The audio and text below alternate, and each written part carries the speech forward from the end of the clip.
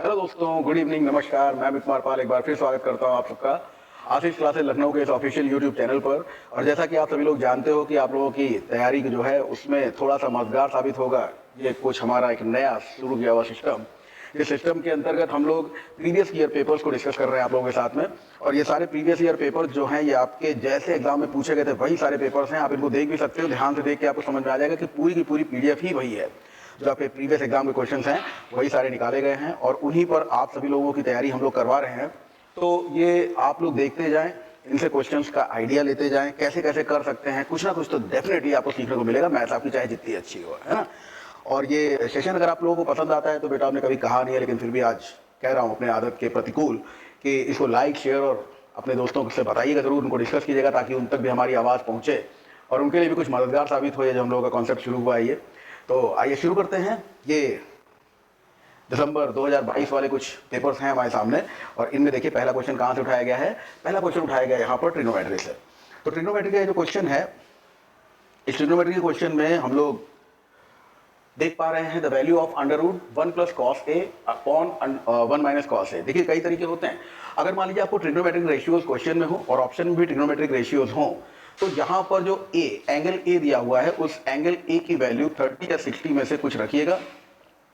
45 कभी कभी कंफ्यूज करता है क्योंकि 45 में आपको मालूम है रेशियो और उसके को रेशियोज की वैल्यू एक ही होती है, तो वो कभी कभी दो ऑप्शंस बन जाते हैं। इसलिए 60 या 30 जो भी हो वैल्यू पुट करके आपको जो आंसर सेटिस्फाई कर रहा हो उस पर आराम से आंसर निकाल सकते हो। मेरी इस बात को ध्यान रखिएगा। फिलहाल मैं इसका कैलकुलेशन आपको बता देता हूँ कि अगर ऐसे क्वेश्चन में आप लोगों को सोल्यूशन बनाना होता है तो होता क्या है कि जैसा आपको दिया हुआ है under root 1 plus cos A, under root 1 plus cos A divided by 1 minus cos A है, तो जो डिनोमिनेटर में है उसके अपोजिट साइड से, यानी प्लस होता तो माइनस, माइनस है तो प्लस से ऊपर नीचे आपको मल्टीप्लाई कर देना है। तो आपने 1 प्लस कॉस ए से ऊपर नीचे मल्टीप्लाई कर दिया। अब देखिए रिजल्ट क्या बन गया आपका। ये आपका with in under root square root के भीतर आपको मिल जाएगा 1 प्लस कॉस ए का होल स्क्वायर और डिवाइडेड बाय 1 माइनस कॉस ए और 1 प्लस कॉस ए। मैं लिख देता हूँ एक बार इसको, हालांकि समझ गए होंगे आप लोग कि क्या करना वाला हूँ मैं। 1 माइनस कॉस ए 1 प्लस कॉस ए, इसको कॉन्जुगेट से मल्टीप्लाई करने का रीजन ही यही होता है कि हमारा कहीं ना कहीं फॉर्मेट बन जाए ए प्लस बी ए माइनस बी में, है ना। तो ये हो जाएगा हमारा ए स्क्वायर माइनस बी स्क्वायर। ए स्क्वायर यानी 1 का स्क्वायर। अब देखिए अंडर रूट में क्या बचा आपके पास में 1 प्लस कॉस स्क्वायर ए और divided by 1 minus cos square A. 1 plus cos square A नहीं है, सॉरी, यहाँ पर क्या हुआ होल स्क्वायर है और यहाँ पर 1 माइनस कॉस स्क्वायर ए।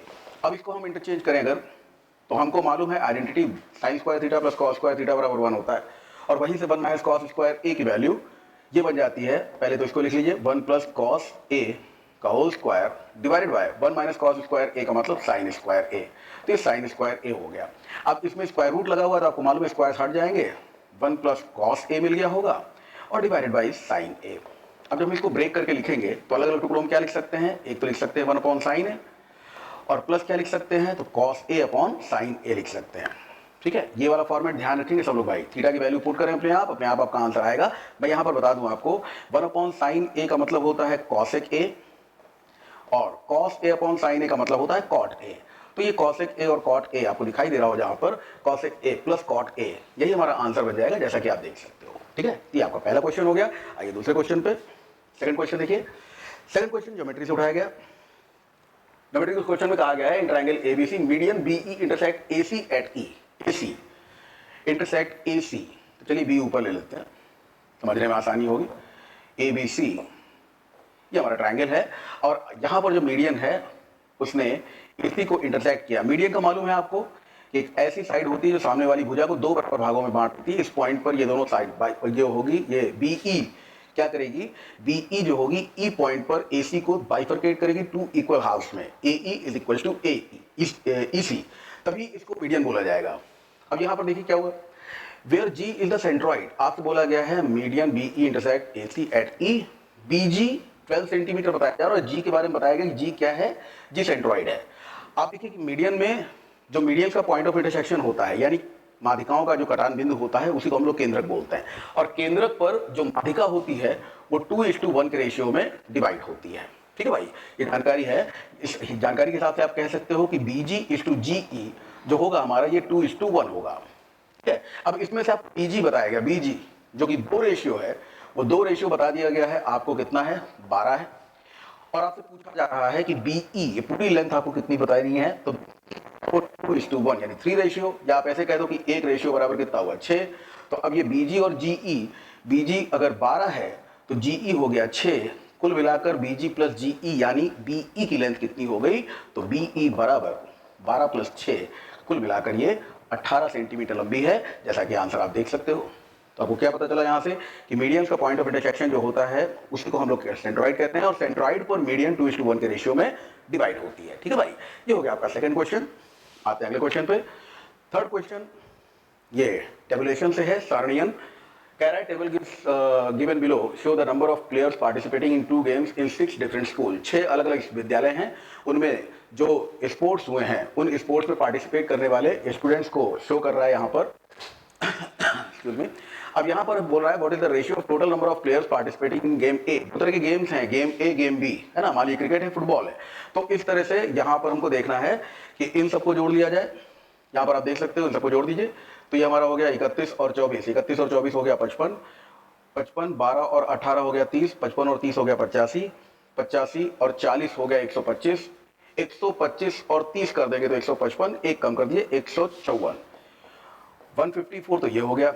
इधर वाला जोड़ दिए पूरा, इधर वाला जोड़ेंगे तो जो देगा भाई ये 58 है, 36 और इसको 36 और 26 में से एक एक निकाल के 58 दे दिए, 60 हो गया, ये 35 हो गया और ये 25 हो गया, तो ये 60 और ये 60, 60 60 120 हो गया, 120 और 60 180 और 10 190, 190 और 44 हो गया 234, 234।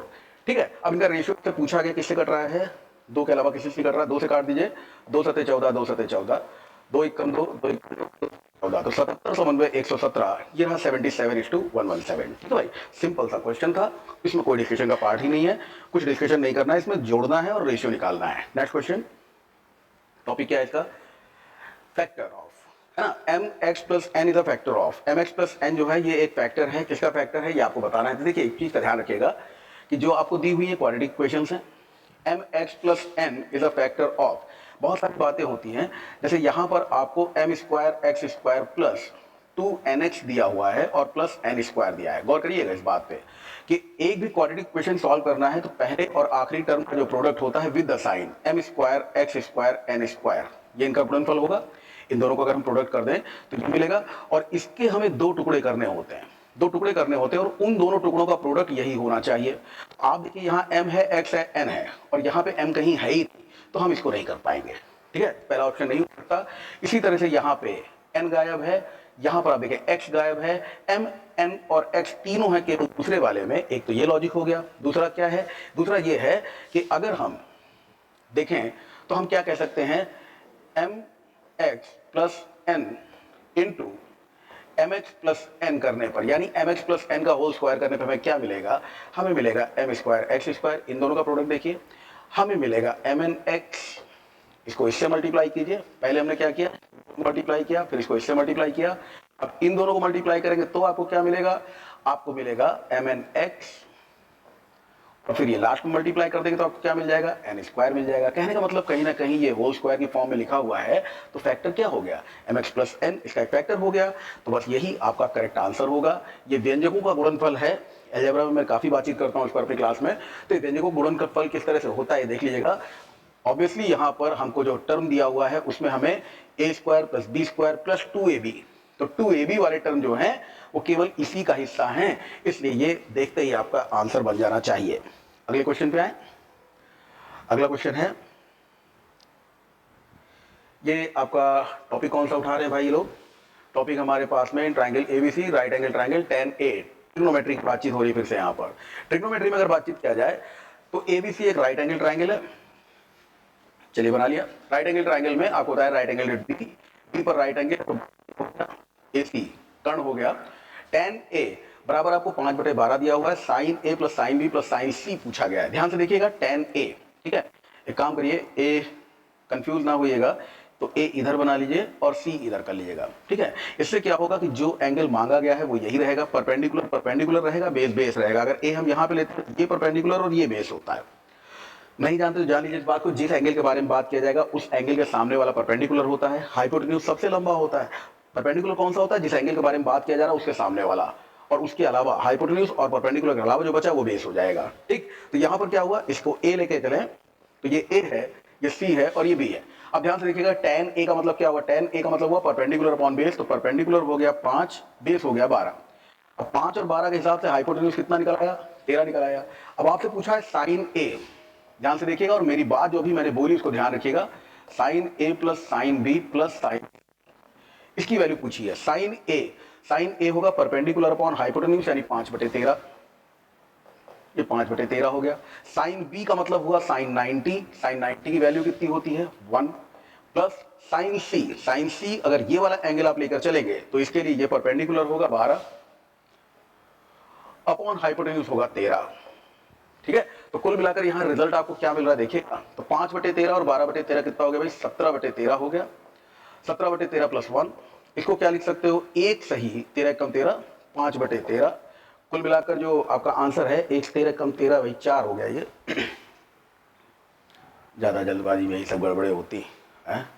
ये क्या हुआ, 1 सही 13 कम 13 4 और प्लस 1, तो 1 प्लस 1 हो गया 2, 2 होल नंबर 4/13, यही आपका फाइनल आंसर हो जाएगा, 2 सही 4/13। ठीक है भाई, ध्यान दीजिएगा इसमें क्या बताया हमने, जो एंगल लोगे उसके सामने वाला परपेंडिकुलर होता है, हाइपोटेन्यूज यूनिक होता है और जो बचा है वो बेस होता है। ठीक, 5वां क्वेश्चन हो गया आपका।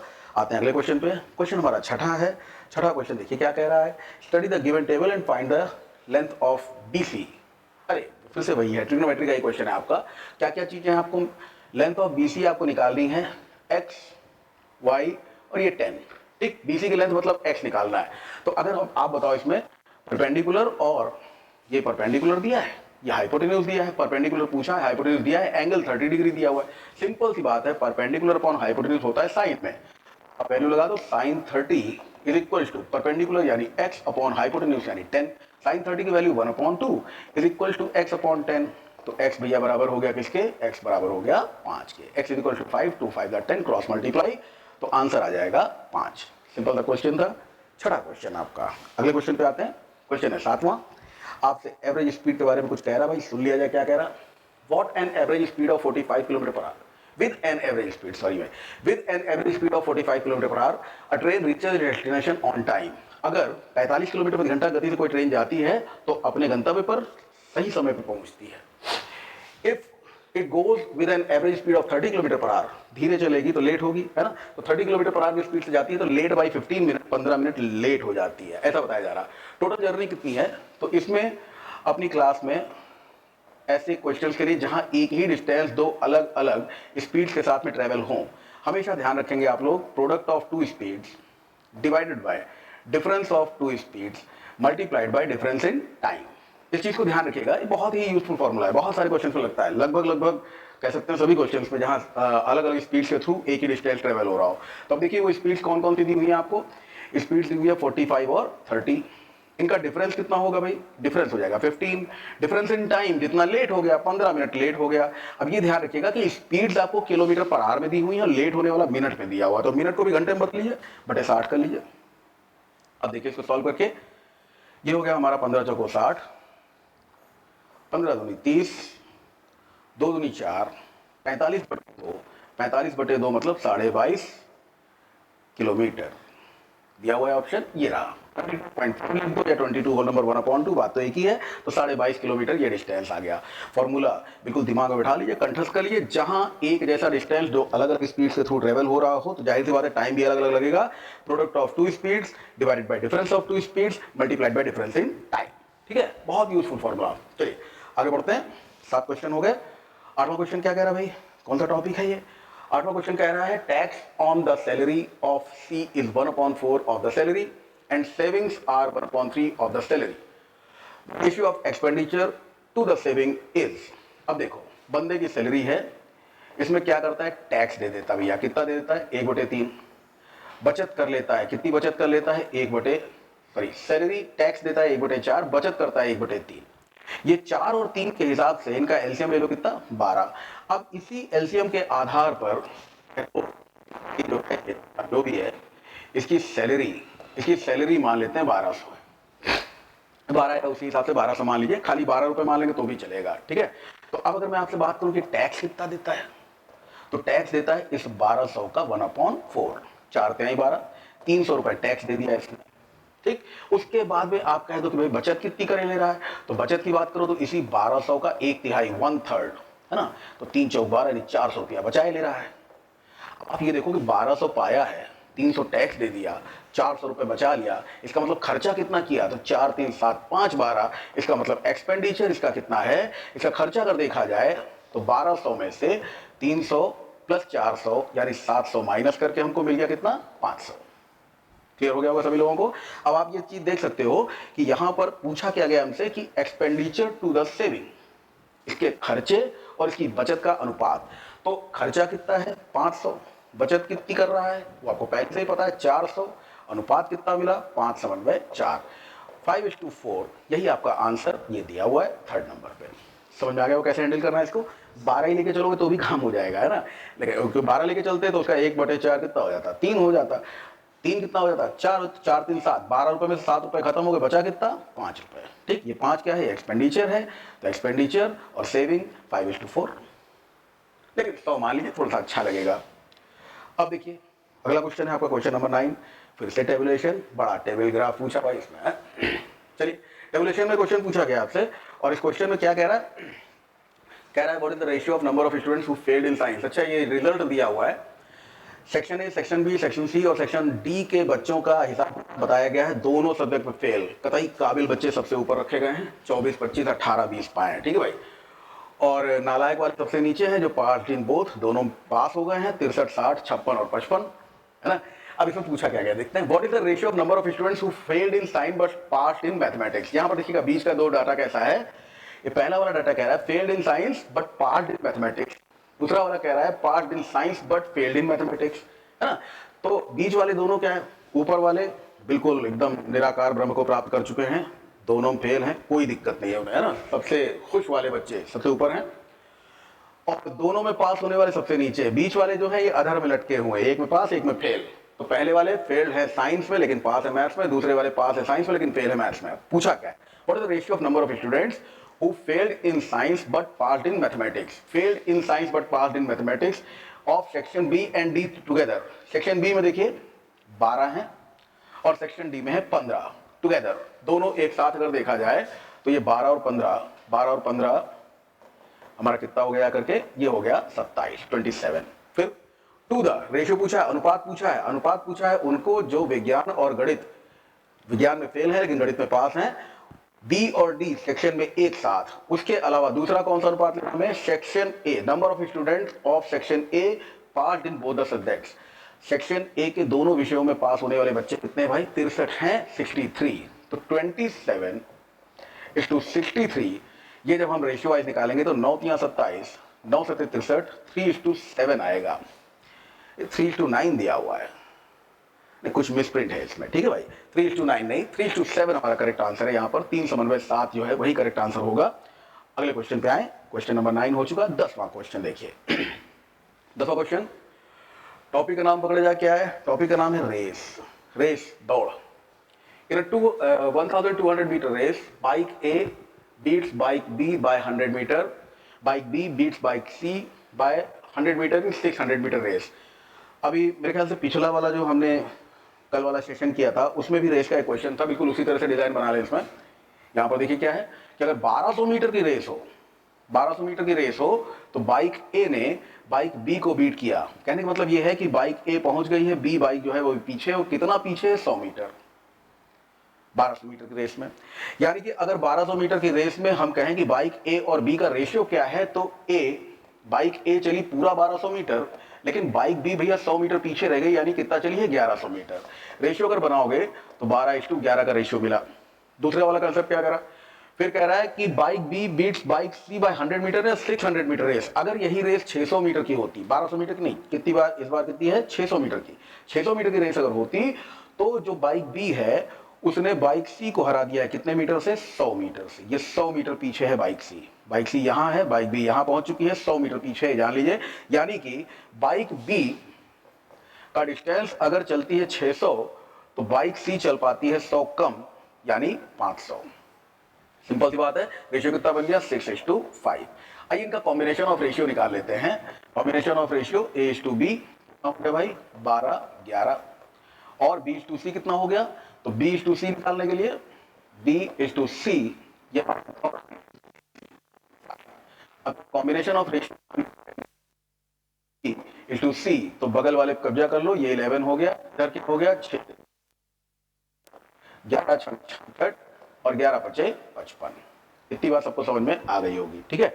अब कहने का मतलब ये है, पूछा क्या गया पहले देखा जाए, इन 720 मीटर रेस, 720 मीटर की रेस हो, if A beats by C by 30 seconds in a 720 metre race, 720 metre की रेस में, अच्छा इसको 720 कर लोगे तो इसको 660 कर लो और इसको 550, तो बहुत आसान हो गया है ना भाई, ये 550 हो गया। इसका मतलब आप ये कह सकते हो कि अगर हम लोग गौर से समझें कि 720 और 550, ए चलेगा 720 तो सी चलेगा 550। कहने का मतलब है ए ने सी को कितने मीटर से हरा दिया, तो ये डिफरेंस निकालिएगा भाई, 7 5 12 और 17, 170 मीटर से हराया। और 170 मीटर का डिस्टेंस ट्रेवल करने में इसको डिफरेंस टाइम में कितने टाइम से हराया, 30 सेकंड से, 30 सेकंड से हराया। इसका मतलब है सी की स्पीड 17/3 मीटर पर सेकंड। देखिए कितने आराम से आ गया, 17/3, 17/3 ये मीटर पर सेकंड में आपका आंसर आ गया, ठीक है। तो रेशियो वाला तरीका आपको समझ में आ गया होगा। नहीं समझ में आता कल वाला वीडियो देखिएगा, उसमें भी एक क्वेश्चन इसी तरह का, वो थोड़ा हल्का था, इसको कह सकते हैं थोड़ा हैवी हो। आगे देखिए अगला क्वेश्चन है आपका 11वां क्वेश्चन। हे भगवान, फिर टेबल, फिर से टेबल पढ़िए भैया। ये टेबल वाला जो ग्राफ है, इसको जो है पढ़ने में काफी टाइम ऐसा लगता चला जाएगा है, लेकिन छोटे छोटे क्वेश्चन होते हैं, हालांकि इसमें कुछ ज्यादा ही जंजाल दिखाई दे रहा है। ये देखते क्या है, ये विलेज है, total number of votes in 100। अच्छा ये जो वोट दिए हुए हैं ये हंड्रेड्स में है, गांव PQRSTU, और कितना वोट पोल, कितना वोट डाला गया है वो चीज आपको दी हुई है, और वैलिड वोट्स दिए हैं, यानी वैध मतों का प्रतिशत दिया हुआ है, ठीक है। ये प्रतिशत में है, ये प्रतिशत में है, 100 में, यानी 50, 100, 5000, 6000, 10,000 ऐसे दिया हुआ है। आइए पढ़ते हैं। Find the ratio of invalid votes of village R. Village R देखिए कहाँ, ये रहा, इसमें total number of votes in 100। अब जब सब 100 में है तो 100 ही ले लेना, क्योंकि वो तो कट जाएगा ना, रेशियो पूछा है तो कोई दिक्कत वाली बात नहीं, 100 लीजिए। इसमें वोट्स कितने डाले गए हैं, पोल्ड वोट्स कितने हैं, इसका 65% इतने वोट डाले गए, और वैलिड वोट्स कितने हैं 65, लेकिन पूछा किसका है, रेशियो ऑफ इनवैलिड वोट्स है ना, तो इनवैलिड अगर 65 वैलिड हैं तो इसका मतलब है 35% इनवैलिड होंगे। इस वाले का रेशियो ये कौन सा है, ये गांव आर वाला है ना, और दूसरा वाला गांव कौन सा बोला गया, विलेज यू वाला विलेज, यू वाले विलेज में कितने लोग हैं भाई, 40। अब फिर वही बात है, 40 100 यानी 4000, तो खाली 40 ही लिख लो। इसमें वोट्स पोल्ड, कितने वोट डाले गए हैं, 90% वोट डाले गए हैं, और वैलिड कितने हैं, वैलिड है 60, तो इनवैलिड कितने होंगे 40, ठीक है। इस तरह से आप लोग जब रेशियो निकालेंगे बड़े आराम से आपका रेशियो 2 0 से 2 0 ये खत्म हो गए, ये खत्म हो गए, और जो खत्म हो रहा हो, जैसे इन दोनों को उठाया, इन दोनों को खत्म कर दिया, और कुछ बच रहा है भाई, हाँ 5 का पहाड़ा पढ़ सकते हो, तो 5 7 35, 5 8 40, तो 4 चौक 16, 16 8 144, और उसके अलावा इधर क्या बच रहा है भाई, 64 और 35, 4 चौक 16, 16 8 128, 128। एक बार इसको देख लेते हैं फिर से, क्या क्या काट दिया आपको खुद ही याद नहीं आ रहा। ये 18 होगा, 5 से 18 बार, 18 चौक 72, जी 18 होगा ये भाई, बिल्कुल सही कर रहे हैं पीछे बैठे हुए भैया, ये 18 हो जाएगा। ये हो गया 65 × 7, तो 7 5 35, 3 ले लीजिएगा, 7 6 42 और 3 45, 455, और बटे में क्या आया, 18 चौक 72, 72 का दुगना 144 का दुगना 288, तो रेशियो आएगा आपका 455 288। ये रहा रेशियो। ये देखो अब ऐसा बीच में डाल दिया जिसने टाइम ले लिया, और ये वो क्वेश्चन होता है बिल्कुल गले में अटक जाता है कि तुम कर लेंगे, छूट का रहा है, इसको नहीं छोड़ेंगे, टाइम खा गया ये हमारा, है ना। तो इनको बड़ा चूज करना पड़ता है हम लोगों को, कौन से क्वेश्चन करने हैं, ये इंपॉर्टेंट है कि नहीं, कौन से क्वेश्चन छोड़ने, ये बड़ा इंपॉर्टेंट हो जाता है। देखिए एक और, a dishonest trader says to customer that he sells the goods at a cost price but he uses false weight and gains 12.5%। देखिए ऐसा है कि एक बेईमान दुकानदार, इसके बारे में बताया जा रहा है कि वो अपने ग्राहकों को कहता है कि हम जितना कुछ बेच रहे हैं सब कॉस्ट प्राइस पे, जितने खरीद के लाते हो उतने दिए दे रहे हैं, समाज सेवा कर रहे हैं, लेकिन करता क्या है, फॉल्स वेट, हल्का बाट यूज करता है और 12.5% का लाभ कमाता है। इसको करने का जो हमने अपनी क्लास में तरीका बताया उसी को पकड़िएगा सब लोग। 1/8, 12.5% का मतलब कितना हुआ, 12.5% का मतलब 1/8 हुआ। तो आप ऑप्शन उठाइएगा। देखिए 900 ग्राम का मतलब क्या हुआ मैं बता देता हूं आपको। 900 ग्राम का मतलब हुआ कि उसने 1000 ग्राम बताया, 100 ग्राम मारा, 900 ग्राम दिया। तो क्या ये 1/8 के बराबर है? जवाब है नहीं। अगर इस तरह से लिखा हुआ है तो इसका मतलब क्या हुआ? 880 119.5 बटे 880.5। आप देखें कि इसको जोड़ के देखेंगे आप तो 1000 मिलेगा। जैसे इसको जोड़ा आपने 1000 मिला, वैसे इसको जोड़िए 1000 मिलेगा। क्या इसकी वैल्यू 1/8 के नियर अबाउट है? नहीं। 850 ग्राम लिखा हुआ है, यहाँ 150 बटे 850 कर लीजिए, जोड़ेंगे तो 1000 चाहिए। और यहाँ पर आपने जब इसको डिवाइड किया तो क्या ये 1/8 के बराबर मिलेगा? नहीं। यहाँ पर देखिएगा ये है 0.2 डिवाइड बाई 888.8, इसको जोड़ेंगे तो 1000 मिलेगा, काटेंगे तो बिल्कुल नियर अबाउट 1/8 मिलेगा। तो यही हमारा आंसर बन जाएगा। ठीक है, तो ये 12.5% एग्जैक्टली नहीं दिया हुआ है। ये 112.2 अगर एग्जैक्टली दिया होता तो यहां पर हमारे पास में जो यूनिट्स होती वो उसी हिसाब से होती। ठीक है ना, तो ये 125/875 लिखा हुआ होता, एकदम एग्जैक्ट आंसर आता आपका। लेकिन यहाँ पर जो पॉइंट्स लगे हुए हैं तो ये 12.5412 कुछ ऐसा आ रहा होगा। जो भी है, आप आंसर निकालने का तरीका देखेंगे और इसी तरह से आंसर्स निकालेंगे अगर पूछा जाए कि 1 किलो के बदले वो कितना सामान देता है तो। अगला क्वेश्चन देखिए। अगला क्वेश्चन है find the largest number of 3 digits divisible by 4 and 7। 3 अंकी संख्या जो 4 और 7 से पूर्णतः विभक्त हो। नंबर्स दिए आपको 960, 980, 990 और 970। तो आप बताओ कि 4 और 7 से डिविजिबल होने की पहली शर्त ये है, 4 से डिविजिबिलिटी आपको मालूम है कि अंतिम 2 अंक 4 से अवश्य पूर्णतः विभाजित होने चाहिए। 60 है, 80 है, 90 नहीं है, 70 नहीं है। 2 ऑप्शन गए। ठीक, बचे हुए 2 ऑप्शन। अब इन दोनों ऑप्शन में आप चेक कर लो कि कौन सा नंबर 4 से डिविजिबिलिटी चेक करिए, 7 से चेक कर लो। 7 से क्या 96 7 के पहाड़ी में आता नहीं आता, 14 7 98 आता है, यही आंसर हो गया डिविजिबिलिटी का जनरल कॉन्सेप्ट। और ये आपका 13वां क्वेश्चन हो गया। आइए अगले क्वेश्चन पे। 14वां क्वेश्चन देखिए क्या कह रहा है। 14वां क्वेश्चन हमारा किस टॉपिक से है? टॉपिक है A and be working separately, यानी मतलब टाइम एंड वर्क। तो टाइम एंड वर्क में हमको क्या बताया गया? टाइम एंड वर्क में एक्सक्यूज में इसको पास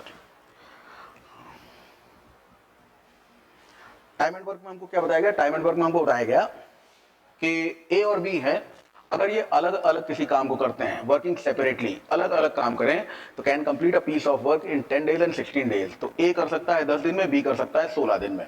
ठीक है, अब ध्यान दीजिएगा कि 10 और 16 के हिसाब से हम लोग लघुत्तम ले लें, एलसीएम। लघुत्तम समापवर्तन का कितना है? 10 और 16 का 80 आ गया। ठीक है भाई, तो ए 8 दहम 80 कुल्हड़ बनाने का काम 10 दिन में करता है तो हर दिन 8 कुल्हड़ बनाता होगा। और बी 80 कुल्हड़ बनाने का काम 16 दिन में करता है तो हर दिन 5 कुल्हड़ बनाता होगा। ऐसा हमने मान लिया है ना कि टोटल 80 क्या है? वर्क है। वर्क क्या है? कुल्हड़ बनाने का। तो 80 कुल्हड़ बनाने में 16 दिन लग गए तो हर दिन 5, 80 कुल्हड़ बनाने में 10 दिन लग गए तो हर दिन 8 कुल्हड़ बनते होंगे। ठीक, अब देखिए क्या कह रहा है, आगे पढ़िए। If they work for a day alternately, एक एक दिन छोड़कर काम करते हैं, with A beginning the work, A काम की शुरुआत करता है। In how many days will the work be completed, कितने दिन में कार्य पूरा हो जाएगा। तो आप देखिए कि यहां पर अगर ए अपने हिस्से के 8 कुल्हड़ बनाए और बी 5, तो 8 5 13 कुल्हड़ बन जाएंगे। और ये 13 कुल्हड़ बनेंगे 2 दिन में। क्यों भाई 2 दिन में? तो 2 दिन में इसलिए क्योंकि पहले ए आएगा, फिर बी आएगा, फिर ए आएगा, फिर बी आएगा। इस तरह से 2 दिन में इस तरह से हम 13 के स्लॉट्स ले रहे हैं। ठीक है, तो ए बी करते करते आप कहोगे 2 दिन में 13, तो अगर 2 दिन में 13 बने 80 बनाने, तो एग्जैक्टली तो 80 13 के पहाड़े में आता नहीं है। हम ये 78 होता है तो इधर भी 6 से मल्टीप्लाई कर दिए, 6 दूनी 12 दिन बीत गए। 12 दिन बाद 13 छंद 78 कुल्हड़ बन गए। अब आप ये बताओ कि 78, 80 में से 78 कुल्हड़ बन गए तो बचे कितने? 2। और ए बी करते करते अब नंबर आएगा ए का जो एक दिन में 8 कुल्हड़ बनाता है। तो आप बताओ कि ए, ये क्या हुआ? ए बी, मैं इसको लिख दूं ए बी, फिर ए बी, फिर A B and so on करते करते अब नंबर किसका आया? ए का। ए के बारे में आप जानते हो, एक दिन में बनाता है 8 कुल्हड़, तो बचा हुआ 2 कुल्हड़ बनाएगा 2/8 दिन में। ए को 2/8 दिन और यानी 1/4 दिन और लगेगा। अब दिन गिनिए कितना है? 1/4 दिन, तो ये निकाला। उसके अलावा 12 दिन ये, तो 12 सही 1/4 दिन हमारा आंसर आ जाएगा। और ये लिखा हुआ है आपका 12 सही 1/4।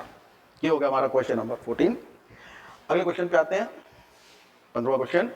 15वां क्वेश्चन आपके सामने है। टॉपिक कौन सा है पकड़ लेते हैं भाई। Length of diagonal of a cube is 7√3।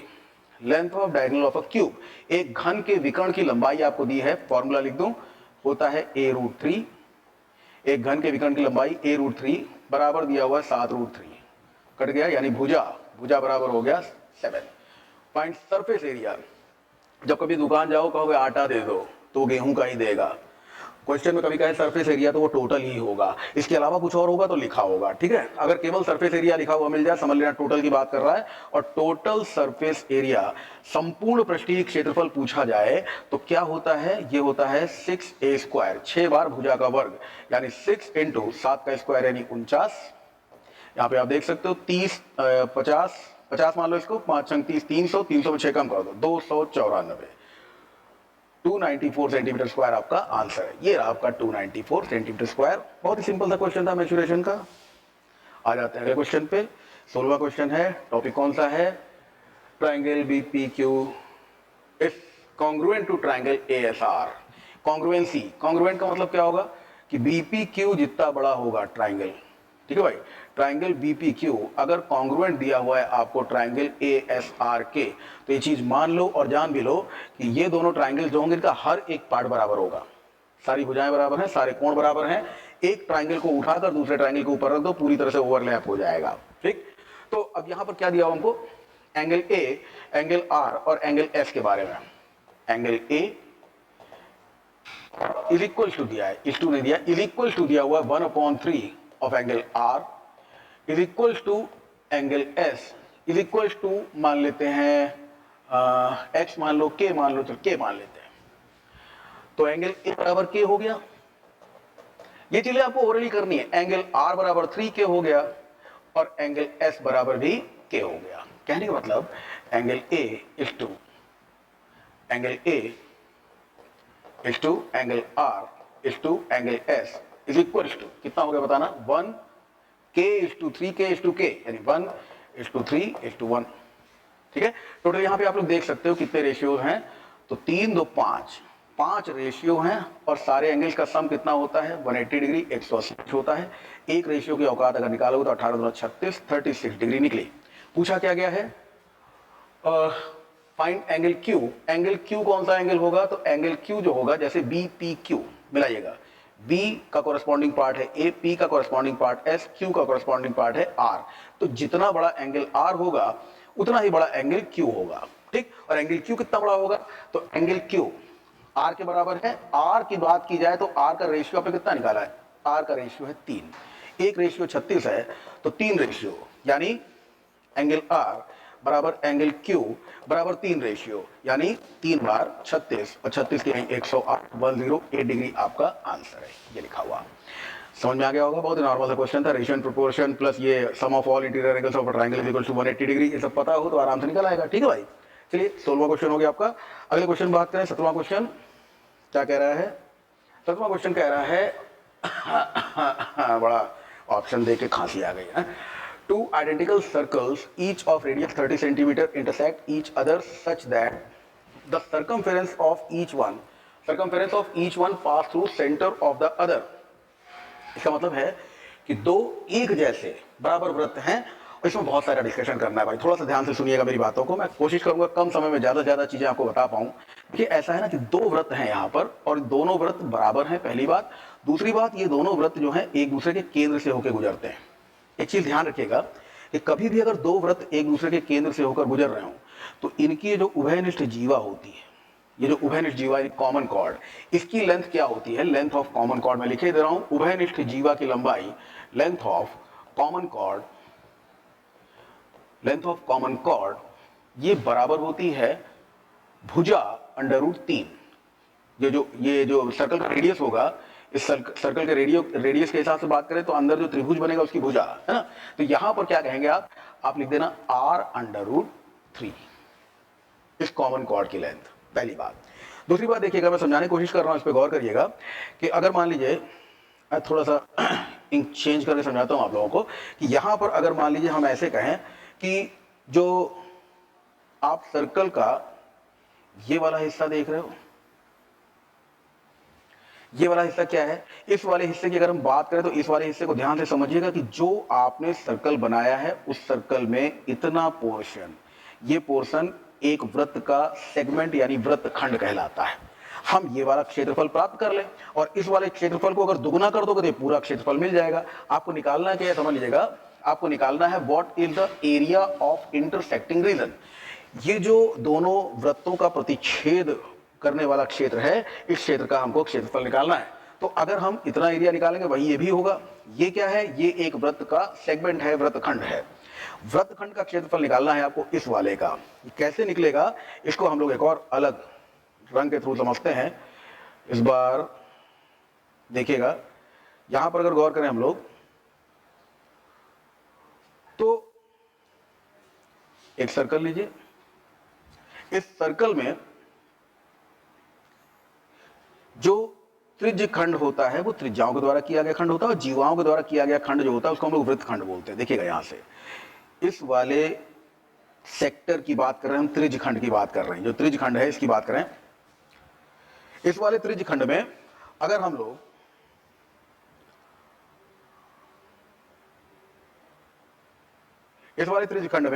लोग इस पूरे त्रिज्य खंड का ये वाला एंगल नोट करें कि ये एंगल कितना होगा, तो फिर एक बार आपको हम इसी शेप से, इसी फिगर से समझाते हैं कि यहां पर केंद्रों से होकर गुजरने वाला वृत्त, तो ये जो अंदर त्रिभुज बनेगा ये समबाहु त्रिभुज होगा।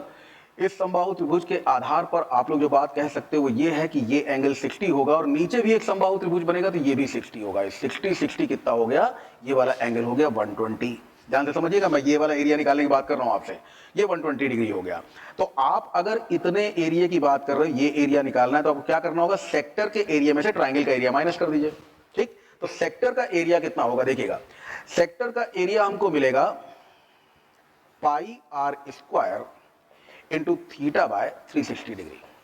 ठीक, पाई आर स्क्वायर में रेडियस क्या लेंगे, रेडियस आपको दिया हुआ है, रेडियस 30 सेंटीमीटर दिया हुआ है। ठीक, 30 सेंटीमीटर आपको त्रिज्या दी हुई है, तो इसको आप लिख लीजिएगा, क्योंकि ऑप्शन सारे पाई में से पाई की वैल्यू पुट करने की जरूरत नहीं है। पाई आर स्क्वायर यानी 30 का स्क्वायर इंटू थीटा, थीटा मैंने अभी बताया आपको 120 है, डिवाइडेड बाई 360 कर लीजिए। ठीक, और इसमें से क्या करना है भैया, इसमें से ध्यान रखिएगा हमें क्या करना है, इसमें से हमें माइनस कर देना है इस ट्राइंगल का area, area of the triangle. Area of the triangle minus करोगे, और ये ट्राइंगल कैसे माइनस करोगे भी बताते हैं इसको। एरिया ऑफ ट्राइंगल माइनस करने के लिए फिर देखिएगा, अगर हम बात करें यहां से कि ये जो आप ट्राइंगल देख रहे हो इसमें ये उभयनिष्ठ जीवा है।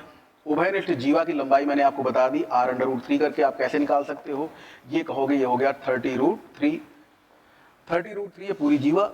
और ये आपको मालूम है केंद्रों के बीच की दूरी उतनी ही होगी जितनी त्रिज्या है, यानी 30, तो आधा कितना हुआ 15, तो ये हो गया 15। और ये 15 आपने जब निकाल लिया कि इतना हिस्सा ये जो है ये 15 है, तो आप समझ लो कि 1/2 इंटू बेस इंटू हाइट निकाल के, चाहे इस वाले ट्राइंगल का इधर वाले का, चाहे इधर वाले का, किसी का भी एरिया निकाल लो आप। तो आपको क्या करना होगा, ये बात अगर आप समझ गए हो तो बहुत अच्छी बात है, नहीं समझते हो तो अभी लिख के बताता हूं आपको। ये अगला शेप जो था यहाँ पर, इसमें देखिए कि आपको क्या कर डालना है, इस बार आपको करना है माइनस 1/2 इंटू बेस, मैंने बताया उभयनिष्ठ जीवा की लंबाई 30√3 इंटू हाइट, हाइट कितनी आई 15। ठीक है, इसको कर लीजिएगा। अब यहां से आप देखोगे तो 2 15 हम 30 हो गया, 15√3, और यहां पर कितना हो गया, ये हो गया 900, 120 एकम 120, 120 त्याई, ये हो गया pi into 900, pi into 900 into 1/3, तो ये 3 त्रिक 9। अभी पूरा रिजल्ट कितना मिल रहा है, मैं यहां जगह कम पड़ रही है बता देता हूं। ये रिजल्ट हमको मिल रहा है 300 पाई माइनस 300 पाई माइनस, ये देखिए 15 इंटू 15 225/√3, 225 √3। ये किसका एरिया मिला है आपको, इतने हिस्से का, और उसी में इतना और निकालना है आपको, जितना ये होगा उतना ही ये होगा। मतलब ये जो आपको मिला है इसका कर दिएगा दुगना, दुगना करेंगे तो आपको मिलेगा 600 पाई माइनस 450/√3, 600 पाई माइनस 450/√3। कह सकते हैं कि बहुत ही बढ़िया और लेवल्ड क्वेश्चन है, छोटा मोटा नहीं है, हल्का फुल्का नहीं है, बहुत ही गजब का क्वेश्चन है। देख लीजिए इसको, इस तरह से हमने समझाने की कोशिश की और समझाने में टाइम लगा है, मुझे ये भी पता था, मुझे 15 भी दिख रहा था। अब ये आप लोग 2-3 बार देखोगे तो आपको समझ में आ जाएगा किया क्या गया है। एक बार मैं रिपीट कर देता हूं कि जो ये पोर्शन आपने निकाला है वो ये रहा, किसी का आपने ट्वाइस कर दिया तो ये भी मिल गया, और यही कुल मिलाकर आपको निकालना ही था, ये पूरा हिस्सा आपको निकालना था और वो आपने ट्वाइस कर दिया, उससे निकल आया। ठीक है भाई, इसको एक बार थोड़ा सा मैं चाहूंगा कि अगर आप लोगों को कोई कंफ्यूजन हो तो एक बार रिव्यू करके जरूर देख लीजिएगा, क्वेश्चन को पीछे आके एक बार पलट के देख लीजिएगा। मैं बढ़ता हूं अगले क्वेश्चन पे। अगला क्वेश्चन हमारा 18वां क्वेश्चन क्या कह रहा है, mark price of a chair is 2400। एक चेयर है, कुर्सी है, उसका अंकित मूल्य आपको 2400 दिया हुआ है, जो कि 20% अबव द कॉस्ट प्राइस लिखा हुआ, which is 20% above the cost price, मतलब जो कि क्रय मूल्य से 20% अधिक है। तो क्रय मूल्य से 20% अधिक है, मतलब क्रय मूल्य जो भी था वो निकालने के लिए हमको क्या निकालना पड़ेगा, 100%, क्योंकि हमको मालूम है 120% है मार्क प्राइस। मार्क प्राइस कितना है, 20% ज्यादा, 20% अबव द कॉस्ट प्राइस। तो मार्क प्राइस कहां है, 120 पे। ठीक है, वो समझाने के लिए लिखा है। आगे देखिएगा, मार्क प्राइस जो 120% ज्यादा है वो आपको पता है, और अगर 100% निकालना है तो कैसे निकालोगे आप, ये है 2400, ये क्या है 2400 बटे 120 गुणे 100। एक्सक्यूज मी भाई, आप बता दें सर, क्लास में। तो ये कितना हो गया, यहां पर मिल गया हमको 12 दूनी 24, ये हो गया हमारा 2000। ये कितना हो गया, 2000 रुपए। ये 2000 रुपए क्या है, ये कॉस्ट प्राइस है। अब क्या हुआ, डिस्काउंट दिया हुआ 10% का, तो मार्क प्राइस पर ही डिस्काउंट एप्लीकेबल होता है भैया। 2400 रुपए के आर्टिकल पर अगर 10% डिस्काउंट है, नहीं गिनना है, तो गिनना कितना है आपको, 90% गिनना है, गिन लीजिए। 90% जब आप निकालेंगे इसका, 0 9 चौक 36, 3 और 9 18 और 3 2160, 2160 रुपए। ये क्या आ गया, विक्रय मूल्य। भाई डिस्काउंट लग गया, उसके बाद क्या होगा, विक्रय मूल्य। छूट दे दी, इतने में बेचा 2160 रुपए में। कितने का आर्टिकल था, 2000 रुपए का आर्टिकल, बेचा कितने में, 2160 में। 2000 का आर्टिकल 2160 में बेचा, इसका मतलब है 160 रुपए कोई बंदा कमाएगा कितने रुपए पर, 2000 पर।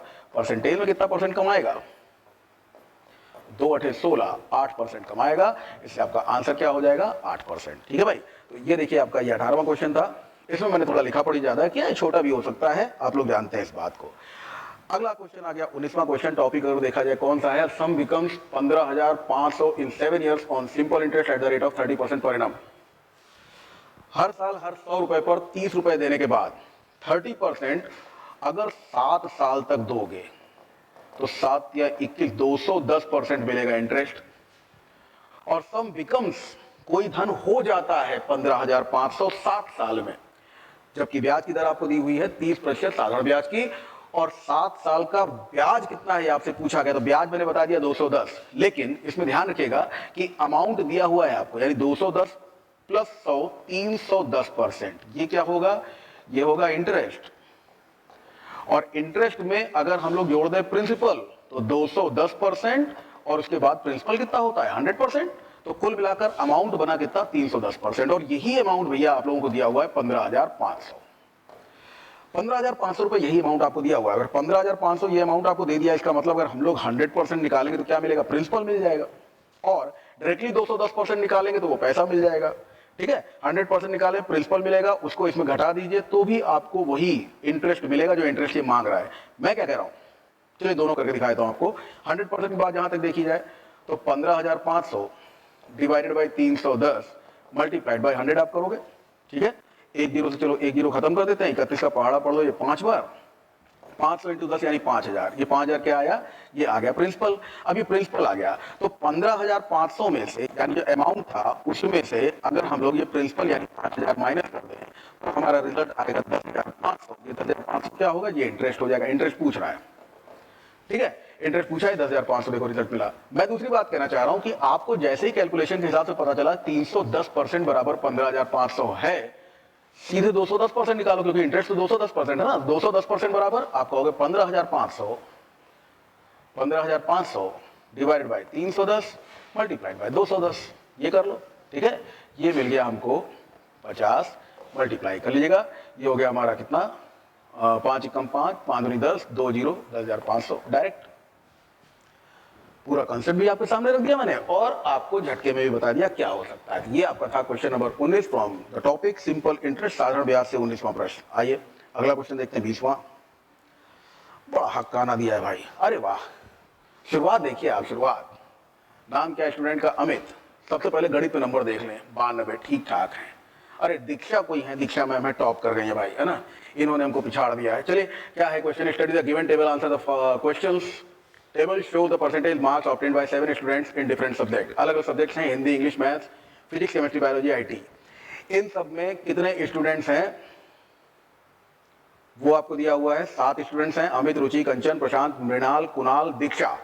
और इनके सब्जेक्ट्स मैंने पढ़ लिए कौन कौन से, Hindi, English, maths, physics, chemistry, biology, IT. अब इसमें बोला गया how many students have scored highest percentage of marks, कितने स्टूडेंट्स हैं इनमें से जिन्होंने सबसे ज्यादा प्रतिशतता एक से अधिक विषयों में प्राप्त की। देखिए मैं इसको देख लेते हैं पहले। हिंदी में सबसे बड़ा टॉपर कौन है भाई, हिंदी में टॉपर है कंचन 89। इंग्लिश में टॉपर कौन है, इंग्लिश में टॉपर हमको दिखाई दिया ये 89 है ना, हाँ, यहाँ पर इंग्लिश में टॉपर है 88। मैथ्स में टॉपर, और सॉरी इंग्लिश में 88 नहीं 92 है भाई, ये वाला नहीं है, इसको हटा देते हैं। आज चश्मा नहीं लगाए हैं तो गलती होने के चांस हैं, हटाइए। 88 92 दिखाई दिया। यहाँ पर क्या है, अगला वाला अगर देखा जाए तो यहाँ पर है मैथ्स। मैथ्स में कौन है, मैथ्स में टॉप करने वाली दीक्षा। फिजिक्स में टॉप करने वाला कौन है भाई, फिजिक्स में टॉप करने वाला मैं ही हूं क्या, हाँ, अरे वाह। केमिस्ट्री में टॉप करने वाला 94 कुणाल। बायोलॉजी में टॉप करने वाला कौन है भाई, 80 88 नंबर लाई है दीक्षा। और आईटी में टॉप करने वाला ये भी मैं हूं, वाह। तो यहाँ पर हमको कौन कौन से मार्क्स, किसमें क्या पूछा गया था, इसमें पूछा गया था how many students have scored highest percentage of marks in more than one subject. एक से ज्यादा सब्जेक्ट्स में कितने ऐसे छात्र छात्राएं हैं जिन्होंने ज्यादा हाईएस्ट नंबर प्राप्त किए। तो हाईएस्ट मार्क्स दीक्षा, बहुत ही बड़ी टॉपर भैया, 92 96 88, 3 सब्जेक्ट्स हो गए। और हम भी कम नहीं है, देख लो 88 और 98 है ना, तो 2 ये हो गए। तो 2 ही स्टूडेंट हैं, बाकी कुणाल एक ही में टॉप कर पाए हैं, कंचन एक ही में, बाकी सब ऐसे ही हैं। तो इसका मतलब है 2 स्टूडेंट्स ऐसे हैं जिन्होंने एक से ज्यादा विषयों में जिन्होंने टॉप किया हुआ है। ठीक है, देख सकते हैं, देख के हो गया, इसमें कुछ डिस्कशन तो मुझे नहीं दिखाई दे रहा कोई हो। अगला क्वेश्चन देखते हैं, 21वां क्वेश्चन। कौन सा टॉपिक है भाई, algebra. x plus y plus z बराबर 0, what is the value of x square upon y z. सीधे सीधे लिख दें, एक्स स्क्वायर बटे y z plus y square बटे जेड एक्स होगा, plus x z, z x एक ही बात है, जेड स्क्वायर बटे एक्स वाई। ठीक है, एलसीएम ले लीजिएगा। एलसीएम आपको मिल गया x y z. X y z देखिए, वाई जेड से वाई जेड कैंसिल हो गया, तो इसको मल्टीप्लाई करो किससे, एक्स से, इसको वाई से और इसको जेड से। मिलेगा क्या आपको, x cube plus y cube plus z cube. इतनी बात सब लोग जानते हैं। उसके बाद समझिएगा कि x cube plus y cube plus z cube minus 3xyz बराबर होता है x plus y plus z. Formula आप लोगों को याद होगा। अगले ब्रैकेट में होता है x square plus y square plus z square minus x y minus y z minus z x. ये पूरा फॉर्मूला होता है। और अगर कहीं x plus y plus z का मान 0 हो जाए तो ये पूरी वैल्यू ले डूबता है, यानी कि x cube plus y cube plus z cube बराबर 0 और ये माइनस का अदर भेज दीजिए 3xyz हो जाता है। ठीक है, if x plus y plus z equal to 0, जैसा दिया हुआ है कि x plus y plus z जो है वो 0 है, ऐसा आपको दिया हुआ है। और अगर ये 0 है तो x cube plus y cube plus z cube की वैल्यू क्या हो जाएगी भैया, ये हो जाएगी 3xyz। और अपॉन में क्या है, xyz। ये खत्म हो गया, तुम्हारा आंसर क्या है, 3। आंसर है 3। समझ गए होंगे, पूरी कहानी आपके सामने है। क्वेश्चन था 21वां। अगले क्वेश्चन पे आते हैं, 22वां क्वेश्चन। 22वां क्वेश्चन देखिए क्या कह रहा है भाई। 22वां क्वेश्चन टॉपिक क्या है, What is the possible value of a plus b plus c minus 3 if a square plus b square plus c square is equal to 9 and ab plus bc plus ca is equal to 8? Possible value of a plus b plus c, a square plus b, अरे a plus b plus c का whole square, सीधे सीधे देखिएगा, a plus b plus c का whole square बराबर क्या होता है, तो a plus b plus c का होल स्क्वायर बराबर होता है a square plus b square plus c square plus 2ab plus 2bc plus 2ca, 2 common ले लो, 2ab plus bc plus ca।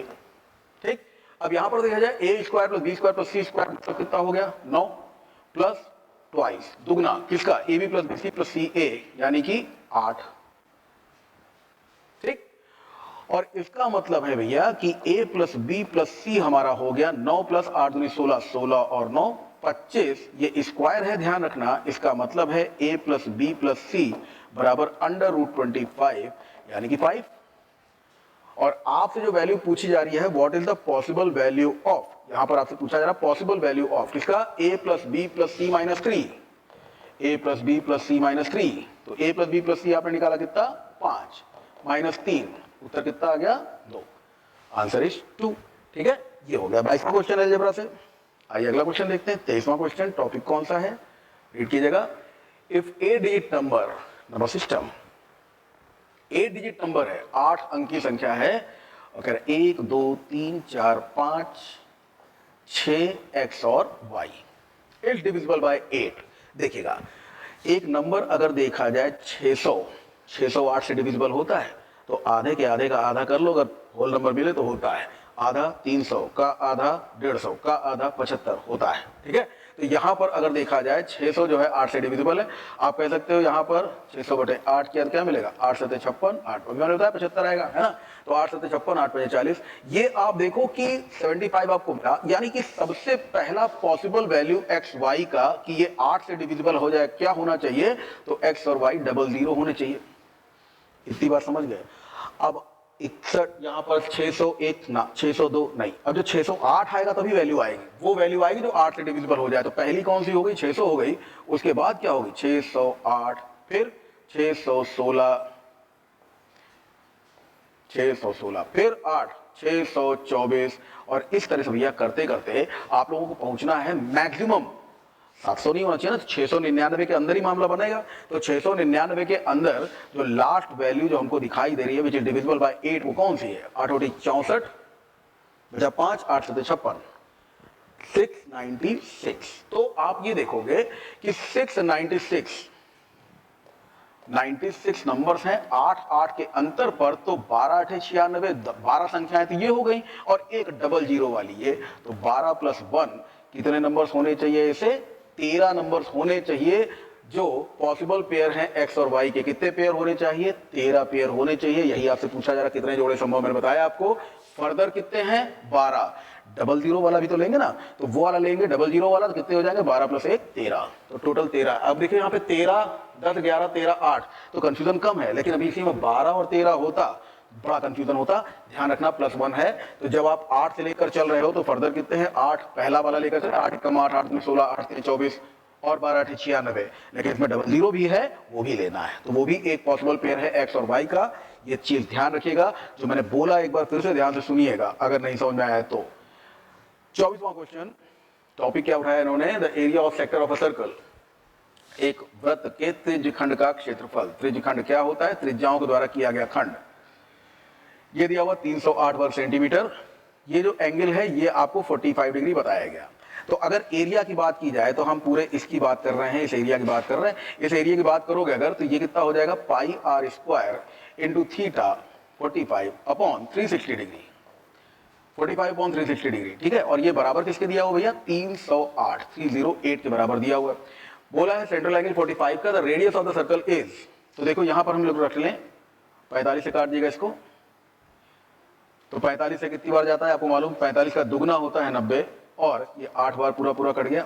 तो अब जब इसको सॉल्व करोगे तो r square 22/7 r square is equals to 308 is equals to 308 into 8, नहीं r square is equals to 308 into 8 into 7/22। ठीक है, सॉल्व करिए इसी चीज को। 22 से अगर ले जाए तो भाई 22 एकम 22 हो गया, और फिर 88 हुआ, यानी 4 बार। अब इस हिसाब से हम लोग इसको क्या कह सकते हैं, यहां पर हम लोग इसको अगर सॉल्व करें तो ये रिजल्ट हमारा बन रहा है 4 दूनी 8 जी, ये हमको मिल जाएगा। देखिए इसको ब्रेक करके लिख रहा हूं, ध्यान से समझिएगा। आर स्क्वायर बराबर 14 को मैंने लिख दिया 7 इंटू 2, फिर मैंने 8 को लिख दिया 2 इंटू 4, और फिर ये है 7। तो एक जोड़ा तो आपको 7 का दिखाई दिया। जब आप रेडियस की वैल्यू निकालोगे तो रेडियस हो जाएगा 7 इंटू 2 इंटू 2, ये देखिए जोड़ा हुआ 2 का, और 4 का वर्गमूल कितना हो जाएगा, फिर से 2 हो जाएगा। तो 7 का पेयर बना, 2 का बना, और 4 का वर्गमूल कितना होता है 2 होता है। तो 7 2 2 7 दूनी 14 दूनी 28, ये आ गई रेडियस की वैल्यू 28 सेंटीमीटर। समझ गए होंगे आप लोग। फॉर्मूला है एरिया ऑफ सेक्टर, ये लिखा हुआ है। क्लियर, आगे बढ़ते हैं। आज की स्लाइड में लास्ट क्वेश्चन आपका है। टॉपिक कौन सा है? टॉपिक है cost of Apple increase by 20%, percentage के क्यूमुलेटिव इंक्रीमेंट और डिक्रीमेंट। ठीक है, तो प्रतिशत में जो क्रमागत वृद्धि और कमी होती है उनके आधार पर हम लोग बातचीत करने जा रहे हैं। यहाँ पर कुछ नहीं, बस एक फॉर्मूला है जनरल सा, plus minus m plus minus n plus minus m n upon 100। हर किताब में लिखा हुआ मिलेगा, मैं नहीं कह रहा हूं मैंने खोजा है, पुरानी आज से 12-15 साल पहले जो बच्चे तैयारी कर रहे थे उन तक ये पहुंचा हुआ है। इंक्रीज बाय 20%, सेब की कीमतों में 20% की वृद्धि होती है। फिर क्या होता है? देन डिक्रीज बाय, फिर कमी हो जाती है 20% की। और फिर प्लस माइनस, तो प्लस माइनस माइनस होता है। फिर क्या कर लीजिएगा भाई? 20 इंटू 20/100 कर लीजिएगा। और इस हिसाब से आप कहेंगे क्या, ये क्या हो गया? माइनस का 20 प्लस का 20 खत्म हो गया, माइनस का 2 दूनी 4। ये जो माइनस आ रहा है ये कमी दर्शा रहा है, और यही पूछा है परसेंटेज डिक्रीज, तो 4% आपका आंसर है।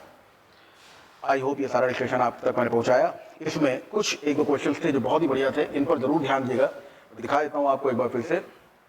जैसे ये जो डिस्कशन हुआ था हमारा एक्स और वाई पर, इस पर देखिएगा जो डिजिट्स हैं, इन डिजिट्स में एक्स और वाई के पेयर पर ये क्वेश्चन विशेष रूप से गौरतलब है। बाकी सब तो नॉर्मल क्वेश्चन हैं, और ये डेटा इज सफिशिएंट। ये जितने भी हैं आपके DI वाले क्वेश्चंस हो गए, सारणियन वाले क्वेश्चंस हो गए, इन क्वेश्चंस में तो भाई आप लोगों को अपने आप ही आगे बढ़ना है। ठीक है ना, इस पर कुछ हम खास बता नहीं पाएंगे इसमें। यहाँ पर देखिए और क्वेश्चंस अगर देखा जाए पीछे, ये वाला क्वेश्चन दमदार क्वेश्चन था, है ना, इसको बहुत ही आराम से आप देख सकते हो। इस वाले क्वेश्चन पर विशेष गौर कीजिएगा, ध्यान से देखिएगा। ठीक है, तो चलिए फिर आज के लिए इतना ही रखते हैं, फिर अगले सेशन मुलाकात करते हैं किसी और पेपर के साथ में। All the best for all the next. Thank you so much.